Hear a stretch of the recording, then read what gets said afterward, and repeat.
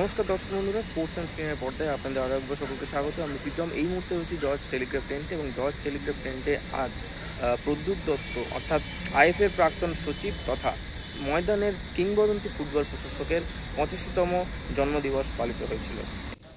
প্রদ্যুৎ দত্তের 85তম জন্মদিবস উপলক্ষে ক্লাব টেন্টে উপস্থিত হয়েছিলেন ময়দানের এক ঝাঁক কর্তারা, যেখানে ছিলেন আইএফএ সভাপতি অজিত বন্দ্যোপাধ্যায়, সচিব অনির্বাণ দত্ত, বিশ্বরূপ দে ছাড়াও আরও অনেকে। এছাড়াও উপস্থিত হয়েছিলেন প্রদ্যুৎ দত্তের আরেক পুত্র অনিল দত্ত, ছিলেন জামাই সব্যসাচী সরকার, নাতি অধিরাজ দত্ত, গৌরব দত্ত, ভাইপো অতীন দত্ত এবং ভাগনা অঞ্জন ঘোষ ছাড়াও পরিবারের অন্যান্য সদস্যরা। আইএফএটাকে সঠিকভাবে পরিচালনা করতে গেলে, প্রত্যেকটা ক্লাবের স্বার্থকে গুরুত্ব দিতে গেলে সেখানে অনেক সময় ব্যক্তি স্বার্থ স্যাক্রিফাইস করতে হয়, উপায় থাকে না। আজকে গৌতমদা একটু আগে বললো, আমার মনে আছে এখন গৌতমদার মেয়ে আসে আমার কাছে আইএফএ।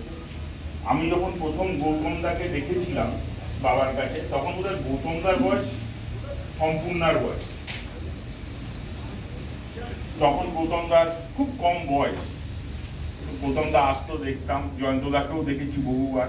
জয়ন্তদারও তখন অন্যরকম চেহারা ছিল। এই যে নেহরু কাপের কথা হচ্ছিল, আমার কাছে একটা ছবি আছে, লম্বা চুল। জয়ন্তদা নেহরু কাপের মাইকিং করছে গাড়ি করে করে এই টিকিট বিক্রির ব্যাপারে, সেই ছবিটা আমার কাছে এখনো আছে। আজকে বাবার জন্মদিন এবং কাকতালীয়ভাবে আজকে বিশ্বরূপদা একটা অ্যাম্বুলেন্স দিয়েছে আইএফএ। আইএফএর ব্যবহারের আমাদের অ্যাম্বুলেন্স একটা ছিল, সেখান থেকে আজকের অ্যাম্বুলেন্সটা ধরে 4টে অ্যাম্বুলেন্স হলো আইএফএ।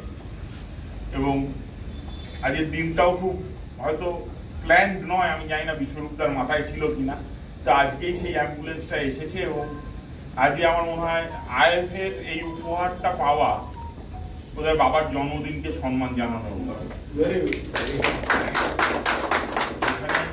সবাই আছে। আমার মনে হয় আমি আইএফএর সেক্রেটারি হয়েছি, কিন্তু যেই স্নেহ, যেই ভালোবাসা, যেই সমর্থন আমি ক্লাবদের থেকে পাই, সেটা যত না আমার অর্জিত, তার থেকে অনেক বেশি আমার বাবার অর্জিত। হয়তো বহু পুরনো মানুষ আছেন এখানে যারা প্রদ্যুৎদার ছেলে বলে আমাকে ভালোবাসে, আমার পাশে থাকে।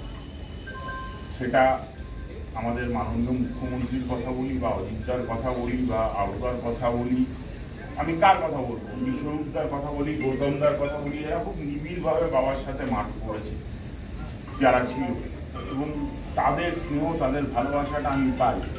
আমার মনে হয় সেটা হয়তো আমার বাবার আশীর্বাদ। এবং আমি সবসময় চেষ্টা করি ফুটবলের স্বার্থে কাজ করার, ফুটবলের ভালোর জন্যে কাজ করার।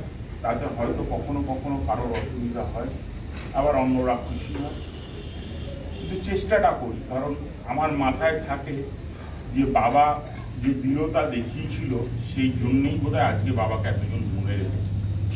এবং মানুষের, পরিচিত মানুষের কাজ হয়তো সময় একদিন বলবে যে আমি কতটা পারলাম, কতটা পারলাম না। আজকে কে কি বললো ভেবে লাভ নেই, নিজের কাজটা করে যেতে হবে। আর বাবার আশীর্বাদ ঠিক কাজ করলে যে আমার ওপর থাকবে, সেটা আমার দৃঢ় বিশ্বাস। কারণ উনি আমার হিরো, উনি আমার